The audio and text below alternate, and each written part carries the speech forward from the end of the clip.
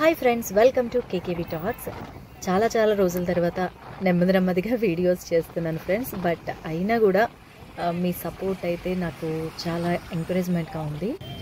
ఇక అసలు విషయానికి వచ్చేసరికి సింహగిరి గిరి ప్రదక్షిణ, సింహాచలంలో గిరి ప్రదక్షిణ ఆషాఢ మాసంలో పౌర్ణమి రోజు ఉంటుందని మనందరికీ తెలుసు. అయితే అరుణాచలంతో పోలిస్తే ఇక్కడికి డిఫరెన్స్ ఏంటంటే, అరుణాచలంలో ప్రతి నెల అది ఏ మాసమైనా కూడా ప్రతి పౌర్ణమికి గిరి ప్రదక్షిణ అనేది ఉంటుంది. సో ఇక్కడైతే సింహాచలంలో అయితే స్పెసిఫిక్గా ఆషాఢ మాసంలో గురు పౌర్ణమి అంటాం కదా మనం, ఆ గురు పౌర్ణమి రోజు మాత్రం గిరి పౌర్ణమిగా చేసుకుంటూ ఉంటాం. చాలా మహిమ గల దేవుడు అని చెప్పేసి అందరూ నమ్ముతుంటారు. ఎక్కడెక్కడి నుంచో ఇక్కడ వచ్చి సింహాచలం గిరి ప్రదక్షిణ చేయాలని చాలామంది ఉవ్విళ్ళూరుతో ఉత్సాహంగా చేస్తుంటారు. సో మేమైతే వెళ్ళేసరికి చాలా లేట్ అయ్యింది. అంటే లేట్ అయ్యిందంటే అది మేము లేటుగా వెళ్ళడం అని కాదు, బట్ 4 నుంచి రథం అనేది స్టార్ట్ అయ్యింది. కాకపోతే మేము కొంచెం ముందుగా బయలుదేరినా కూడా క్రౌడ్ ఎక్కువగా ఉంది. ఈ సంవత్సరం అయితే ఎప్పుడూ లేని క్రౌడ్ ఎక్కువగా ఉండడం వల్ల ఏంటంటే ట్రాఫిక్ డైవర్షన్స్ పెట్టేశారు. ఆ ట్రాఫిక్లో వీళ్ళందరినీ దాటుకొని చూసారా, బండ్ల మీద ఇంకా వెళ్తున్నాం అనమాట. అప్పటికి మేము వెళ్ళేసరికి ఇంతమంది క్రౌడ్, చాలామంది గిరి ప్రదక్షిణ చేయడం మొదలుపెట్టేశారు. మేము నెమ్మదిగా అంటే కొంత దూరం బండి మీద వచ్చిన తర్వాత ఒక 2 కిలోమీటర్స్ అవతల పార్కింగ్ ఇస్తారు. ఆ పార్కింగ్ నుంచి మనకి ఇక్కడ తొలిపావంచ దగ్గరికి నడుచుకుంటూ రావాలన్నమాట. వచ్చి మనం కొబ్బరికాయ కొట్టాలి. తొలిపావంచ దగ్గర ఉన్న ఆ నృసింహస్వామిని దర్శించుకొని ఒక కొబ్బరికాయ కొట్టి, స్వామి ఎలాంటి విఘ్నాలు లేకుండా సక్సెస్ఫుల్గా ఆనందంగా మాకే అంటే మమ్మల్ని పూర్తిగా గిరి ప్రదక్షిణ కంప్లీట్ అయ్యి చేసుకునే బాధ్యత నీ చేతుల్లో పెడుతున్నామని చెప్పేసి ఒక కొబ్బరికాయ కొట్టి మనం ఈ గిరి ప్రదక్షిణను అయితే స్టార్ట్ చేస్తాము. సో నేను అలాగే కొబ్బరికాయ కొట్టి స్వామివారిని నమస్కరించుకొని చాలా ఓపిక ఇవ్వు స్వామి అని దండం పెట్టుకొని మొదలుపెట్టాము. సో మనకి రథం అన్నమాట ఇది. ఇక్కడ ఈ రథంతో పాటు కొన్ని లక్షల మంది, వేల మంది కూడా కాదు, లక్షల మంది ఈ రథం వెనకాల మొదలవుతారు గిరి ప్రదక్షిణ చేయడానికి. అయితే ఇక్కడ తొక్కిసలాటలు, తోపులాటలు ఈ రథం వెనక కనుక వెళ్ళామంటే, అంటే రథం ఏమీ స్లోగా వెళ్ళదు, కొంచెం ఫాస్ట్గానే వెళ్తుంది. దాని వెనకాల పరిగెట్టుకొని కూడా చాలామంది వెళుతూ ఉంటారు. ఆ రథం మనకి ఎంవిపిలో ఉన్న టీటీడీ కళ్యాణ మండపం వరకు వెళ్ళి ఆగిపోతుంది. కానీ అక్కడి వరకు కూడా ఆ రథం వెనకాల వెళ్ళాలి అని చెప్పేసి ఆ రథంలో స్వామివారు ఉంటారు కాబట్టి ఆ స్వామిని దర్శించుకుంటూ వెళ్తూ ఉంటారనమాట. ఇక్కడైతే చాలా తొక్కిసలాట జరిగింది. అంటే అటు నుంచి 2 వీలర్స్ వాళ్ళు, 4 వీలర్స్ వాళ్ళు రావడం, అనుకోకుండా ఎక్కువ మంది క్రౌడ్ అయిపోయేసరికి ఒకళ్ళ మీద ఒకళ్ళు పడడం, చాలా అన్కంట్రోలబుల్ క్రౌడ్ అనేది ఒక్కసారిగా మొత్తానికి ఇక్కడ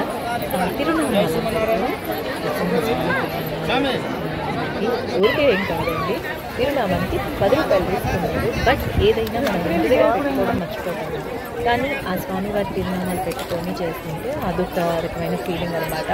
సో చాలామంది, దాదాపుగా అందరూ కూడా తిరునామాలు పెట్టుకొని ఈ గిరి ప్రదక్షిణ చేయడం మొదలుపెట్టారు. చూసారా, ఇసుకేస్తే రాలనంత జనం అంటే ఇదేనేమో నిజంగా.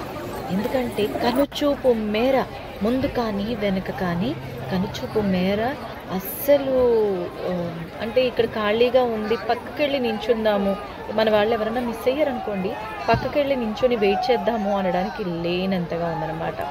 కొన్ని చోట్ల అయితే ముందు వాళ్ళు స్టెప్ వేస్తే కానీ మన స్టెప్ పడదు, మనం అడుగు వేయలేము. అలాంటి క్రౌడ్ ఈసారి మాత్రం ఉంది. అంటే నేను ఇది 3వ చేస్తున్నాను. ముందు 2 సార్లు అయితే ఉంది క్రౌడ్, బట్ దాదాపుగా ఒక 8-10 లక్షల మంది వచ్చారు అని చెప్పేసి మనం పేపర్లో అలాగ చూసేవాళ్ళం కదా. అంటే చాలా తక్కువ అనిపించేది, అంటే స్పేషియస్గా అనిపించేది రూట్ అంతా. కానీ ఈసారి మాత్రం ఏంటంటే అస్సలు ముందు వాళ్ళు అడిగేస్తేనే ఇవ్వాలి. ఇక్కడ చూస్తున్నారు కదా, మనం అడుగేయగలం అనమాట. ఎప్పుడు అయితే మేము ఒక 9 అవర్స్లో కంప్లీట్ చేసాము. అంటే ముందు 2 సంవత్సరాలు కూడా 9 గంటల్లో మాకు ఈ ప్రదక్షిణ అంతా కూడా కంప్లీట్ అయిపోయేది. ఈసారి 12 గంటలు పట్టింది. అంటే 11 గంటలు పైన పట్టింది. 11 గంటలు నడవడానికి, మళ్ళీ ఇంకో గంట ఏంటంటే మళ్ళీ పార్కింగ్ తర్వాత మళ్ళీ మనం అంటే తొలిపావంచ నుంచి కొబ్బరికాయ కొట్టి మనం పార్కింగ్ వచ్చి మన బండి దగ్గరికి రావడానికి, మన ఇంటికి రావడానికి ఇంకో గంట అన్నమాట. సో అలాగే చాలామంది దీవెన్ ఇలాగ మనం వెళ్తుంటే దీవించేస్తారనమాట. సో ఏదైనా దీవిందంటే మనకి ఎవరో ముక్కు మొహం తెలియని వాళ్ళు దీవిస్తారంటే ఏముంది, వాళ్ళకి కడుపు నిండా తినడానికి ఏదైనా డబ్బు ఇచ్చినా వాళ్ళు హ్యాపీగా ఫీల్ అవుతారు. సో అలా మొత్తానికి చాలామంది చెప్పులు లేకుండా, కొంతమంది చెప్పులు వేసుకుంటారు. ఏదైనా ఏంటంటే చెప్పులు లేకపోయినా ఒకే ఎఫెక్ట్. చెప్పులు వేసుకున్నా కూడా వాళ్ళ కాళ్ళకి బొబ్బలు కట్టడం, అంటే వాళ్ళ కాళ్ళకి కూడా చివర కాయలు ఇలాంటివి కామన్. అంటే ఆ ప్రెషర్ మొత్తానికి చెప్పులు వేసుకోకపోవడం వల్ల వచ్చిన ప్రెషర్ కాదు. ఎందుకంటే మనం నడిచేటప్పుడు మన బాడీ ప్రెషర్ అంతా కూడా మన పాదాల మీద పడుతుంది కాబట్టి మనకి కాళ్ళు దెబ్బతింది అనేది కామన్ అన్నమాట ఇక్కడ. సో అలా నడిచే కొద్ది చూసారా ఫేస్లో ఎలాంటి ఎక్స్ప్రెషన్స్, ఫీలింగ్స్ మారుతున్నాయి. వాడు ఒక రకమైన నీరసం అనేది వస్తుంది. కానీ ఎంత సందడిగా, అంటే అటు చుట్టూరు పండుగ వాతావరణం, జనాలు అలాగ వెళుతూ ఉన్నారు కాబట్టి ఎంత రాత్రి అయినా కూడా ఎంత నీరసంగా ఉన్నా ఆ నీరసం తెలియలేదు. కొంతమంది పాపం కాళ్ళు నొప్పి తెచ్చి ఇలాగ పక్కన కూర్చున్నారు. కొంతమంది అయితే పెద్దవాళ్ళు అయితే కొంతమంది కొంచెం అటుపాటు కొంచెం రెస్ట్ తీసుకొని ఒక పావు గంట అలా పడుకొని కొంచెం ఓపిక వచ్చిన తర్వాత ఇంకొక గంట నడవడం, మళ్ళీ ఒక పావు గంట కొంచెం ఎక్కడైనా పడుకోవడం ఇలా చేశారనమాట. కానీ నిజంగా ఈసారి అంటే ఎప్పుడు నేను గత 2 ఏళ్లలో చూసినప్పుడు ముసలి వాళ్ళు అంటే మామూలు మిడిల్ ఏజ్డ్ ముసలి వాళ్ళు ఎక్కువగా వచ్చేవాళ్ళు. ఈసారి సంవత్సరం అయితే అందరూ యూత్ వచ్చారు. అంటే కాలేజ్ పిల్లలు, యువత అంటారు కదా, నిరుద్యోగులు, ఉద్యోగం కోసం చూసేవాళ్ళు. ఇంకా మహిమ గల దేవుణ్ణి కనుక మనం మనస్ఫూర్తిగా మొక్కుకొని అనుకొని ఏదైనా కోరిక అనుకొని నడిస్తే కనుక ఖచ్చితంగా అది తీరుతుంది. దీనికైతే నేను నిజంగా నమ్ముతాను. ఎందుకంటే నాకు అలాంటి ప్రాబ్లమ్స్ నుంచి నన్ను గట్టెక్కించాడు. నేను నిజంగా అంటే మామూలుగా 3 సంవత్సరాలు నడుస్తారట, అది నాకు తెలియదు. కానీ 1 సంవత్సరం మొదలుపెట్టాను, కొంచెం మార్పు రావడం అనేది నేను చూసుకున్నాను. తర్వాత సెకండ్ ఇయర్ నడిచినప్పుడు ఫీల్ అనేది నేను ఫేస్ చేశాను. తర్వాత ఖచ్చితంగా అంటే నా ప్రాబ్లమ్స్ గట్టెక్కిన తర్వాత ఈ 3వ సంవత్సరం ఖచ్చితంగా నడవాలి అని ఆ మొక్కు తీర్చాలి అని చెప్పేసి, అంటే 3 సార్లు నడిస్తే మనకి చాలా చాలా మంచి జరుగుతుంది. ఆ నరసింహస్వామి మన వెనకాల ఉండి నడిపిస్తారు అని ప్రగాఢంగా నమ్ముతుంది.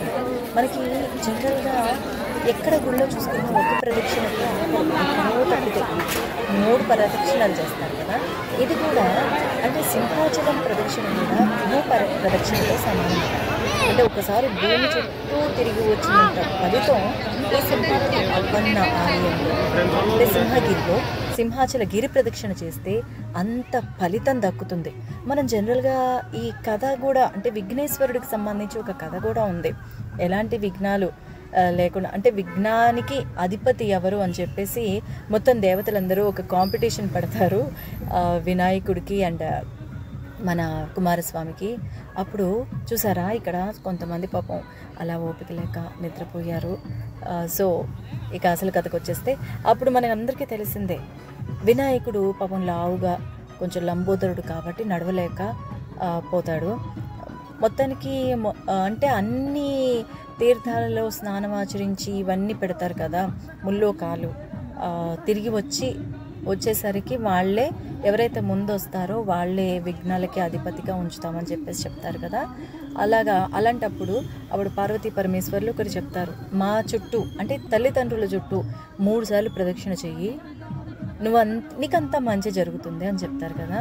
అలాగా ఆ స్వామి 3 సార్లు ప్రదక్షిణ చేసి ఆ విఘ్నానికి విఘ్నాధిపతిగా వినాయకుడిని మనం ఈరోజు కొలుస్తూ ఉంటాం కదా. అలాగా ఒక ప్రదక్షిణ కాకుండా అంటే ఒక్కసారి గిరి ప్రదక్షిణ చేయడం కాకుండా 3 సార్లు 3 సంవత్సరాలు అది వరుసగా చేయాలి అనేం లేదు. మన లైఫ్ టైంలో ఎప్పుడు ఓపుకుంటే అప్పుడు ఏ సంవత్సరం అయితే ఆ సంవత్సరం 3 సార్లు కనుక చేస్తే మనం అనుకున్న కోరికలన్నీ తీరుతాయి. ఇక్కడ చూసారా చాలామంది తప్పిపోయారనమాట. ఇలాగా వీళ్ళు భలే మంచి ఐడియా చున్నీలు, చీర కొంగులు ఇలాంటివి పట్టుకొని ఒకరికి ముడిపెట్టేసుకొని ఎక్కడ తప్పిపోకుండా అనమాట. అంటే ఒకేసారి క్రౌడ్ వచ్చి పడిపోయేది, తొక్కిసలాట తోపులాటలు జరిగేవి. అందుకని వాళ్ళు తప్పిపోకుండా ఇలాగా చేసేసుకొని చాలామంది ముళ్ళు పెట్టేసుకొని ఆ చున్నీలకి, ఆ చీర చెంగులకి, లేదంటే ఒక చీరని చాలామంది పట్టుకొని అలాగ వెళ్ళారు. అండ్ ఇంకొకళ్ళు కొంతమంది అయితే మొక్కలు అలా చేత్తో పట్టుకున్నారు అనమాట. అంటే మీరు ముందున్న వెనకాల ఉన్న ఆ మొక్కలు పైకి కనిపిస్తే మనుషుల మధ్యలో వాళ్ళు మా వాళ్ళే అన్నట్టు గుర్తుగా వాట్ ఎన్ ఐడియా సర్జీ అన్నది అనిపించింది. సో ఇలాగ మొత్తానికి ఏదైనా ఇంకొంచెం చూసారా, ఆ చున్నీలకి అన్నిటికీ ముడేసేసి మొత్తానికి కొంతమంది అలాగా నడుస్తూ వెళ్ళారనమాట. మొత్తానికి 4-5 నడుస్తున్నారు ఆ చున్నీలు పట్టుకొని, ముందు లాగే వాళ్ళు మాత్రం అయిపోయారు. ఏదేవైనా వాళ్ళు తప్పిపోకుండా, ఎందుకంటే ఈ క్రౌడ్లో తప్పిపోతే చాలా కష్టమే. కానీ మనము పిల్లలు అంటే ఒక 10 years అలా ఎబవ్ పిల్లలకి చాలామంది పిల్లలు వచ్చారనమాట. అందుకనే చెప్తున్నాను, 10 years పిల్లలకి ముందే చెప్పాలి. ఇలాంటి క్రౌడ్స్లో వెళుతున్నప్పుడు ఏమి కంగారు పడకుండా, వాళ్ళ చేతిలో ఫోన్ లేకపోయినా ఫోన్ నెంబర్ మాత్రం పిల్లలకి ఖచ్చితంగా నేర్పించాలి. ఎందుకంటే మొన్న మేము నడిచినప్పుడు ఒక అమ్మాయి కొంచెం మిస్ అయ్యింది. ఆ అమ్మాయికి చేతిలో డబ్బులు లేవు, ఫోన్ నెంబర్ తెలియదట. అమ్మాయి ఏం చిన్నపిల్ల కాదు, 10 years అబవే. కానీ ఈ కాలంలో చిన్నపిల్లలకు కూడా మన ఫోన్ నెంబర్స్ తెలియాలి. ఎప్పుడన్నా ఎలాంటి సిచ్యువేషన్ వచ్చినా ఎవరన్నా అడిగినప్పుడు మీ ఫోన్ నెంబర్ ఏంటైనా అని అడిగినప్పుడు పిల్లలు ఈజీగా ఫోన్ నెంబర్ చెప్పేంత ఇది మనం కల్పించాలన్నమాట. సో మా పిల్లలైతే చిన్నప్పటి నుంచి కూడా ఫోన్ నెంబర్, అడ్రస్, ఏరియా అనేది ఖచ్చితంగా చెప్తాము. అలాగా అంటే అందరికీ కూడా చెప్తే మనకి సేఫ్ సైడ్. ఇలాగా వచ్చినప్పుడు వాళ్ళ చేతిలో ఎంతో కొంత అమౌంట్, ఒక 200-300 పెడితే వాళ్ళు ఇన్కేస్ తప్పిపోయినా కూడా ఏంటంటే వాళ్ళ దగ్గర అమౌంట్ ఉంటే ఏ ఆటోనో ఎక్కేసి గుడి దగ్గర లేదంటే ఏ పోలీస్ స్టేషన్ దగ్గర ఇన్ఫర్మేషన్ ఇవ్వడానికి ఉంటుంది. వాళ్ళకి ఏమన్నా ఇన్ఫర్మేషన్ ఇవ్వడానికి ఉంటుంది. అండ్ పిల్లల్ని మనం ప్రిపేర్ చేయాలి. నువ్వు ఎప్పుడన్నా తప్పిపోతే టెన్షన్ పడకు, ఇదిగో మనకి ఈ పావంచ దగ్గర ఈ ఏరియా ఉంది, హెల్ప్ లైన్ సెంటర్ ఉంది, పోలీసులు ఉన్నారు, ఎవరిని అడిగినా కూడా వాళ్ళ దగ్గర ఉండు, మేము వచ్చి ఎంక్వైరీ చేసుకుంటాము. అండ్ ఇక్కడ చూడండి చాలామంది 100-200 people చాలా దూరం నడిచి వచ్చిన వాళ్ళకి కాళ్ళు అప్పటికే బొమ్మలేసిపోయాయి. ఆ బొమ్మలు వచ్చేసి కాయలు కట్టేసి ఇంటికి వచ్చేస్తుంటే వీళ్ళందరూ ఒక ఆయిల్తో మర్దన చేసి ఒక్కొక్కరికి ఒక 5-6 నిమిషాల పాటు, ఒక పర్సన్కి 5-6 నిమిషాల పాటు 2 కాళ్ళని చక్కగా మసాజ్ చేశారు. వండర్ఫుల్. నిజంగా వీళ్ళు మసాజ్ చేయడం వల్లే నెక్స్ట్ డిస్టెన్స్ నడిచామా అనిపించేంతలాగా మసాజ్ చేశారు. సో అలాగా మొత్తానికి నా ఎక్స్పీరియన్స్ అయితే చాలా చాలా అద్భుతం అని చెప్పాలి. ఈసారి స్లోగా నడవడం వల్ల ఏంటో అంత అంటే కాళ్ళు నొప్పి పెట్టడము ఇది కామన్. ఎందుకంటే ఎక్కువ దూరం నడిచాం కాబట్టి రోజు అంతంత కిలోమీటర్లు అంటే దాదాపుగా 36 కిలోమీటర్ల వరకు నడవడం అంటే మాటలు కాదు. సో అంటే ఈ మూడోసారి మాత్రం ఎక్కువ క్రౌడ్ ఉండడం వల్ల ఫాస్ట్గా నడవడానికి లేకుండా పోయింది. నెమ్మదిగా నడిచాం. 9 గంటల్లో నడిచేది 12 గంటలు పట్టింది. కాబట్టి నాకైతే కాళ్ళ నొప్పులు అంటే కొంత కామన్, కానీ కాళ్ళు అయితే దెబ్బతినలేదు. సో నాకు దీనివల్ల తెలిసింది ఏంటంటే చాలా slow and steady wins the race అంటారు కదా. మనం నెక్స్ట్ డే పని చెయ్యాలి అంటే చాలా స్లోగా నడిచి ఈ మొక్కు తీర్చుకుంటే చాలా బాగుంటుంది. సో ఈ ప్రదక్షిణ చేసిన వాళ్ళందరికీ కూడా మంచి జరగాలి. మధ్యలో వర్షం అంటే మధ్యాహ్నం నుంచి స్టార్ట్ లేదు, కానీ చివర్లో తెల్లారేసరికి మొత్తానికి వర్షం మొదలైంది. మేము ఇంటికి వచ్చేసరికి పెద్ద వర్షం మధ్యాహ్నం వరకు జాడించి కొట్టింది, అది వేరే విషయం. మొత్తానికి చూసారా అయిపోయిన తర్వాత కొబ్బరికాయ కొట్టాక ఒక్కొక్కళ్ళ మొహాల్లో ఎంత ఆనందాలో. నిజంగా చాలా మంచి ఎక్స్పీరియన్స్. 3 సార్లు ఆ స్వామి ప్రదక్షిణ మొక్కు తీర్చుకున్నాను. ఆ ఫీల్ మాటల్లో చెప్పలేను. మీరు వీలైతే సింహాచలం గిరి ప్రదక్షిణ ఒక్కసారన్నా చేయండి, ఆ ఫీల్ మీరు పొందుతారు.